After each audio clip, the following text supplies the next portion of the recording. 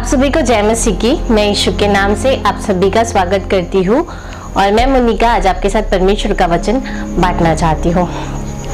हम सभी की आदत है, अगर हम कहीं बाहर जाते हैं तो हम खुद को मिरर के सामने चेक करते हैं कि हमारा ड्रेस सही है क्या, हमने बालों को सही से सेट किया है क्या। हम बहुत बार कहीं बाहर जाने से पहले खुद को मिरर के सामने देखते हैं कि हम सही दिख रहे हैं क्या। पर क्या हम अपने जीवन को बाइबल के अनुसार चेक करते हैं कि जैसा परमेश्वर ने हमें कहा है हमारा जीवन वैसा है क्या? नॉर्मली हम अपने जीवन को बाइबल के अकॉर्डिंग चेक नहीं करते।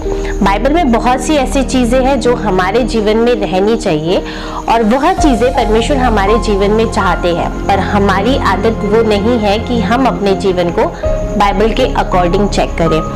एक वचन है बाइबल में, रोमियो उसका 12 अध्याय उसके 2 वचन, इस संसार के सदृश ना बनो परंतु तुम्हारे मन के नए हो जाने से तुम्हारा चाल चलन भी बदलता जाए, जिससे तुम परमेश्वर की भली और भावती और सिद्ध इच्छा अनुभव से मालूम करते रहो।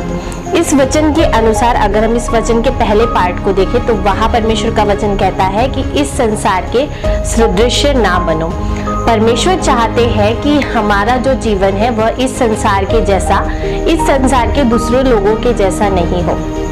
परमेश्वर ने आपको और मुझे चुना है ताकि हम परमेश्वर के राज्य को और परमेश्वर की इच्छा को जो हमारे जीवन पे है वो जान सके और परमेश्वर के राज्य को फैला सके। पर हम अपने जीवन में संसार की बातों में फंस जाते हैं, संसार की चकाचौंध में, संसार की दूसरी चीजों में जो हमें अट्रैक्ट करती है हम अपने जीवन को लेकर जाते हैं। पर बाइबल हमें कहती है कि हमें इस संसार के सदृश नहीं बनना है और यह सबसे पहली चीज है जो हमें बाइबल में चेक करनी है कि ये हमारे जीवन में है या नहीं है। तो मैं आज आप सभी से कहना चाहती हूँ कि अपने जीवन को बाइबल के अकॉर्डिंग चेक करें कि बाइबल हमारे जीवन को कैसा चाहती है। बाइबल में जैसा परमेश्वर का वचन कहता है कि हमें संसार के सदृश नहीं बनना है, तो अपने जीवन को इस संसार के दूसरे लोगों के जैसा नहीं बनाइए। आप जीवते परमेश्वर को जानते हैं पर शायद वो लोग जीवते परमेश्वर को नहीं जानते हैं।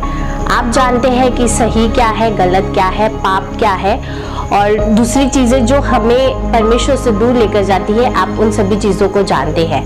तो इसीलिए संसार के सदृश ना बने, अपने जीवन को परमेश्वर की इच्छा के अनुसार बनाए। विलाप गीत 3:40 में परमेश्वर का वचन कहता है कि अपने चाल चलन को परखो।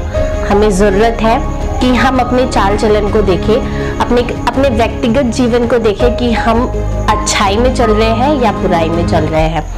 अपने जीवन को जांचें। जैसे हमने अपनी आदत बना रखी है कि कहीं बाहर जाने से पहले हम खुद को मिरर के आगे देखते हैं, वैसे ही अपनी यह भी आदत बना ले कि रोज अपने जीवन को परमेश्वर के वचन के अनुसार चेक करें कि जैसा परमेश्वर चाहते हैं आपने अपने जीवन को वैसा रखा है क्या।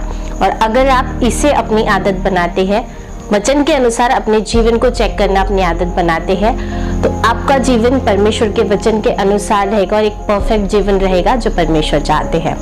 God bless you all. Shalom.